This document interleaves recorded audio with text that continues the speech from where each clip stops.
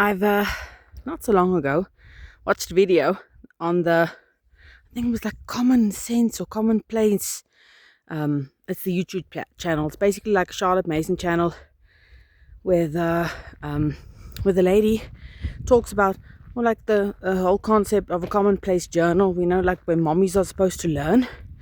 And on the episode, they were talking to another lady who had who was very knowledgeable in Charlotte Mason approach to sciences.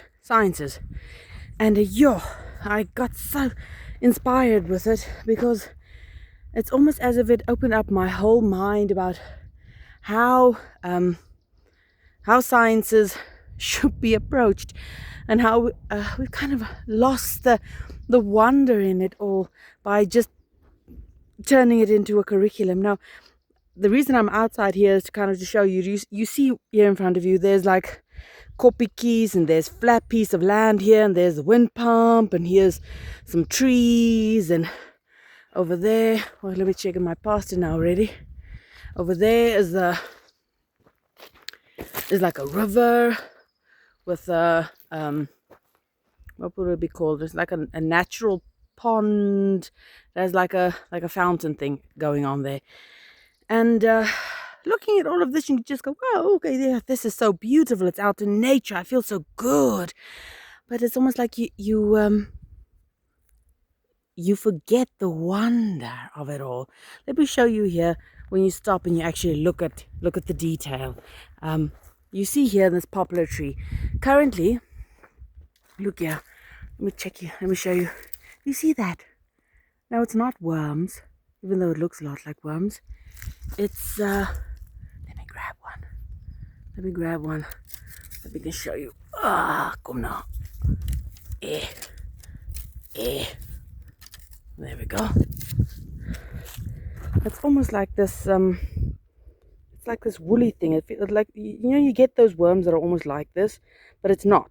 Now this is the seeds. This is the seeds of the poplar. Now nothing eats it, but apart now from the seeds, how the poplar tree grows, it also grows from its roots, from the root system. From out the roots, new trees spring. Poplars are invasive species. That's why you see them grow here next to the water and not anywhere else on the open field, but here next to the water, because they're invasive and they drink a lot of water. If you look further down, you see all these beautiful orange and yellow flowers. The orange flowers are, you call them, let me show you here. Check this beauty. Huh?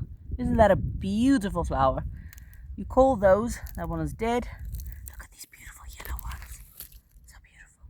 Those, the orange one, you call in Afrikaans a boterblommetjie, or in English you call this a daisy. It's a type of a daisy. We call it a karoo daisy. Look there.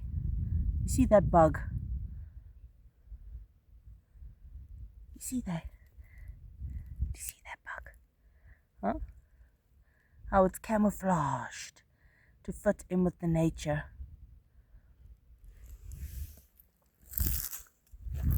The function of these orange flowers, sheep eat them.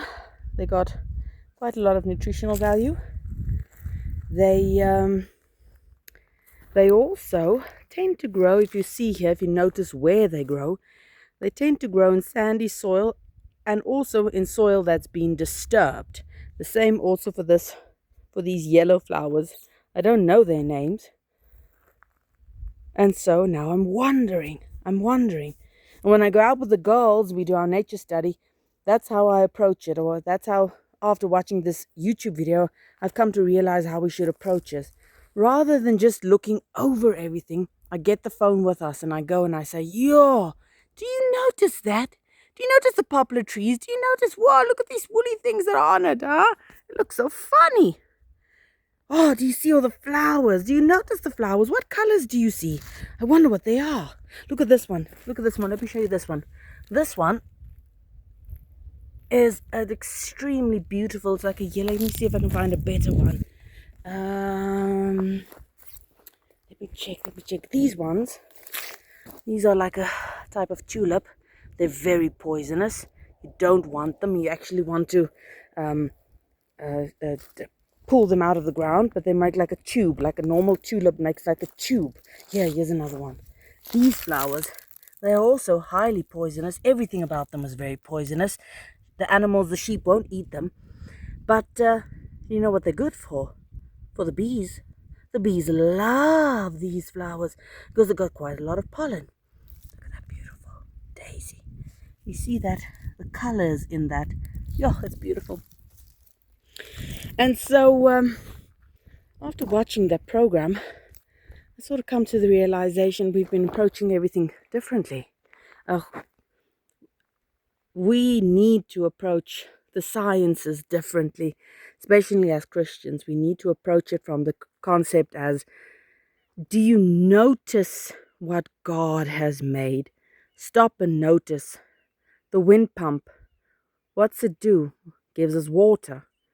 Where's the water come from?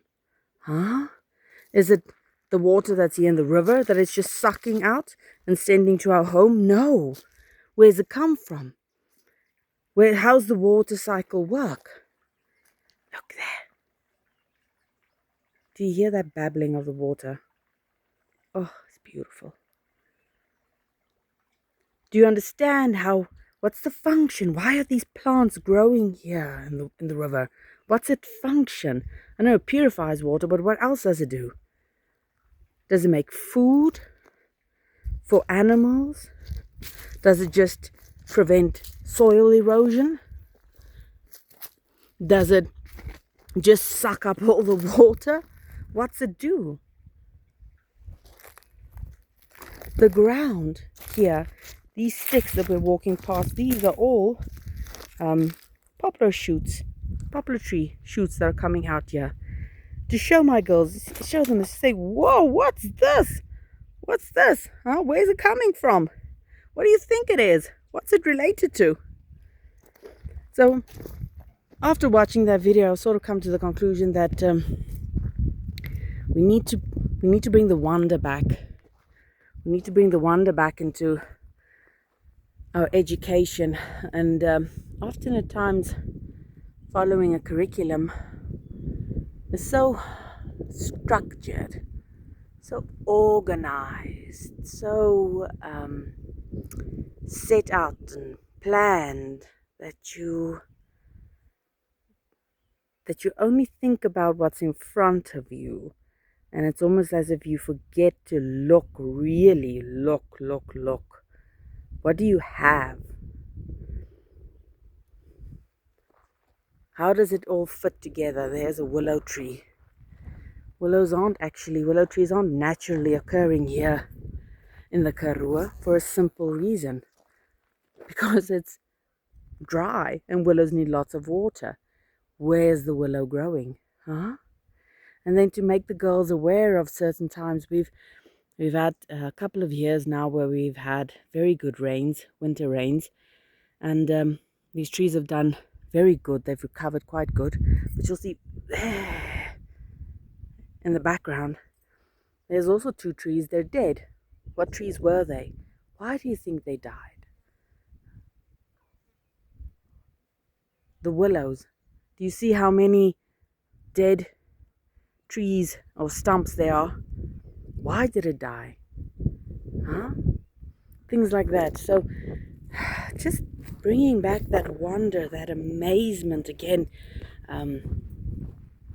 looking and seeing. Oh, let me show you this also.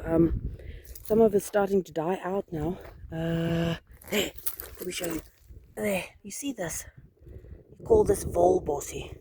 Oh my word, it's got a very shallow root system, very shallow root system.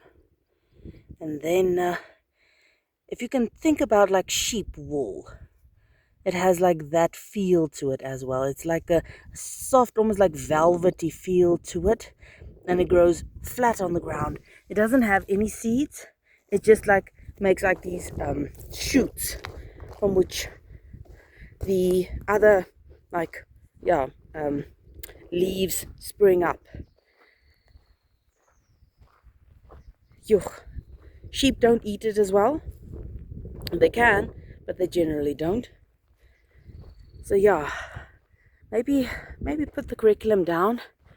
Maybe start admiring what's in front of you, and maybe it's also easier for me living out in nature, living on a farm, sort of, yeah, to do that. But where do you live? Aren't there bugs in your home? I'd like to see a place where there's no bugs. Maybe there's some bugs. Aren't there flowers? Even flowers at the shop? Have you ever thought about maybe getting mushrooms? One of those kits, mushroom kits, studying it, exploring it. Use what you have and stop. I think almost as a parent, you'll have to start wondering. You'll have to start wondering about everything you see, and bring your kids along with that wonder. Show them the process, so that they can really start getting appreciation of all that God's created, the wonder of it all, because it really is extraordinary how everything has a place and a purpose and a function.